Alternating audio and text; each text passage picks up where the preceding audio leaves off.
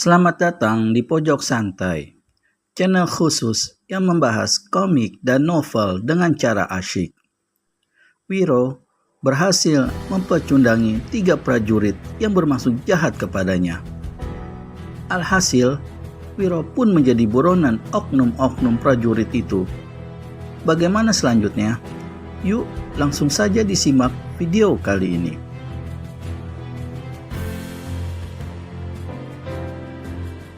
Kalau Rara Murni adalah adiknya Raja Pajajaran, kata pemuda itu sambil terus juga menyusuri jalan di bawah panas teriknya matahari musim kemarau. Pasti peristiwa penculikannya mempunyai latar belakang yang besar dan buntut panjang. Dia menengadah ke langit. Cepat benar bergesernya matahari, katanya lagi. Dan ketika dia berpapasan dengan seorang penjual sayur mayur, maka bertanyalah dia, "Bapak, manakah jalannya menuju ke lembah Limanaluk?" Penjual sayur mayur itu menyeka peluh di keningnya terlebih dahulu, diputar badannya sedikit, dan dia menunjuk ke ujung jalan. "Ikuti saja terus jalan ini, jangan mengkol. Limanaluk sekira setengah hari perjalanan dari sini." Pemuda yang bertanya mengucapkan terima kasih, lalu melanjutkan perjalanannya kembali. Kereta itu bagus dan mungil potongannya. 2 ekor kuda coklat yang menariknya berlari kencang. 4 prajurit terpercaya mengawal kereta ini. 2 orang di depan, 2 lainnya di belakang. Debu menggebu-gebu sepanjang jalan yang mereka lalui. Setelah 2 jam perjalanan meninggalkan kota Praja, jalan yang ditempuh mulai banyak lubang-lubang dan batu-batunya.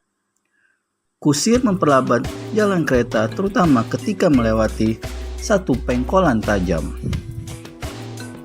Selewatnya, sebuah penurunan jalan yang mereka lalui baik kembali dan menyusuri tepi sebuah kali kecil berair jernih.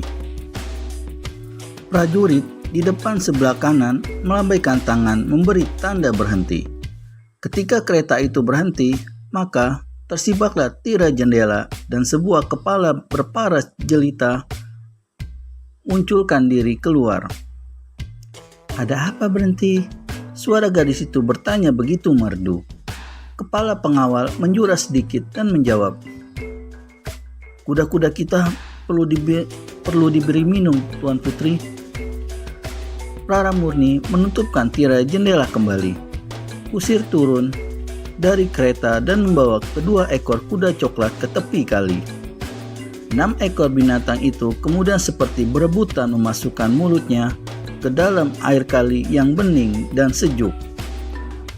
Beberapa ketika berlalu, maka rombongan bersiap-siap untuk melanjutkan kembali.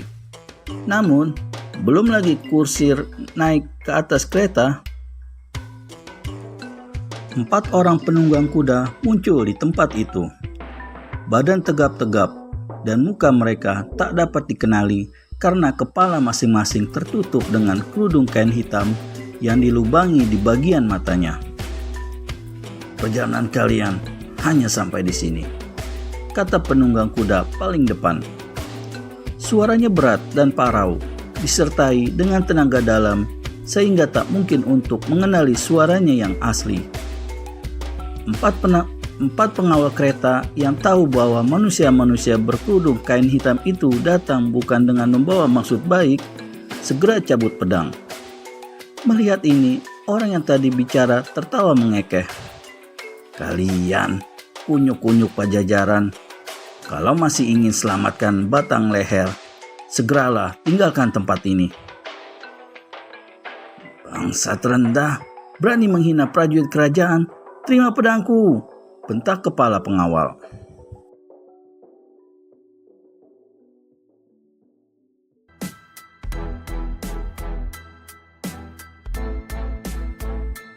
Dia melompat ke muka dan pedangnya berkelebat berkilauan ditimpa sinar matahari. Manusia berkerudung sentakkan tali kekang kuda dan miringkan badan. Berbarengan dengan itu, kaki kanannya meluncur dengan sangat cepat. Kepala pengawal kereta terpekik, pedangnya lepas dan mental, sedang sambungan sikunya yang dimakan tendangan telah tanggal dari persendian. Dia mengeluh kesakitan, terbungkuk-bungkuk sambil memegangi sambungan sikunya yang copot. 3 pengawal yang lain tanpa banyak bicara segera menyerbu dan disambuti oleh tiga laki-laki lainnya yang memakai kerudung hitam. Setelah terlibat dalam 2 jurus pertempuran, maka terdesaklah ketiga pengawal kereta. Sementara itu, di dalam kereta mendengar suara ribut-ribut dan disusul dengan suara beradunya senjata. Dengan hati cemas, Rara Murni singkapkan tirai jendela. Dia terkejut sekali melihat ada sesosok tubuh berkerudung melangkah mendekati kereta dan mengulurkan tangan untuk membuka pintu kereta. "Rara Murni, kau tak usah cemas. Apa yang terjadi di sini hanya pertunjukan biasa saja. Silakan turun." "Kalian siapa?" "Siapa kami itu tidak penting. Turunlah." "Rampok-rampok biadab. Kalau kalian tahu siapa aku, segeralah tinggalkan tempat ini sebelum pasukan kerajaan datang menumpas kalian." Laki-laki berkerudung tertawa bergelak. Dibukanya pintu kereta dan diulurkannya tangan kanan untuk menarik Rara Murni keluar dari kereta. Kusir kereta yang sejak tadi seperti terpukau melihat pertempuran yang berkecamuk di depan matanya. Ketika mengetahui bahwa Rara Murni hendak diperlakukan secara kasar, segera mengambil cambuk kereta dan mendorong punggung laki-laki berkerudung. "Rampok laknat, berani mengganggu adik Prabu." Dan cambuk itu mendera lagi beberapa kali. Laki-laki berkerudung memutar tubuh. Sekali dia gerakkan tangan, maka berhasillah dia merampas cambuk itu.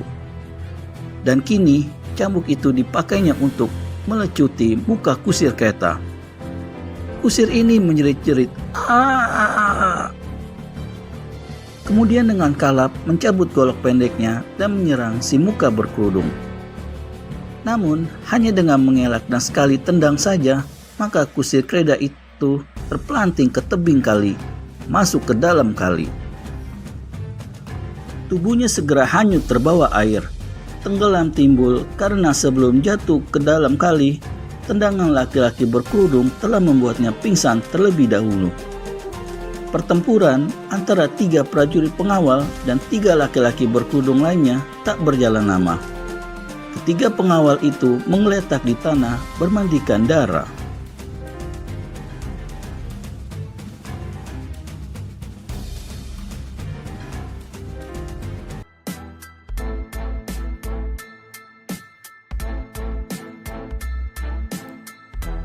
Sementara itu, di atas kereta, Rara Murni berusaha melawan dan meronta-ronta, menerjang dan meninju laki-laki yang hendak menyeretnya turun secara paksa. Namun, apalah kekuatan seorang perempuan. Dalam waktu sebentar saja, segera laki-laki berkerudung itu dapat membekuknya. Rara Murni dinaikkan ke atas kuda. "Lemparkan ketiga mayat itu ke dalam kali," perintah laki-laki berkerudung yang sudah naik ke atas punggung kuda. "Juga kereta itu." 3 mayat pengawal dilemparkan ke dalam kali. Kuda penarik kereta melonjak-lonjak dan meringkik keras ketika 3 manusia berkerudung itu mendorong kereta ke dalam kali. Dalam waktu yang singkat, keempat orang itu segera berlalu. Yang tinggal kini di tempat itu hanya bekas-bekas pertempuran. Darah, mayat, kereta, dan kuda yang masih terus meringkik-ringkik sementara tubuhnya dengan perlahan tapi pasti tenggelam ke dalam kali. Akan dibawa kemanakah Rara Murni? Daripada penasaran, temukan jawabannya hanya di channel Pojok Santai. Segera subscribe dan tekan tombol lonceng untuk mendapat notifikasi video terbaru dari kami. Terima kasih dan sampai bertemu kembali.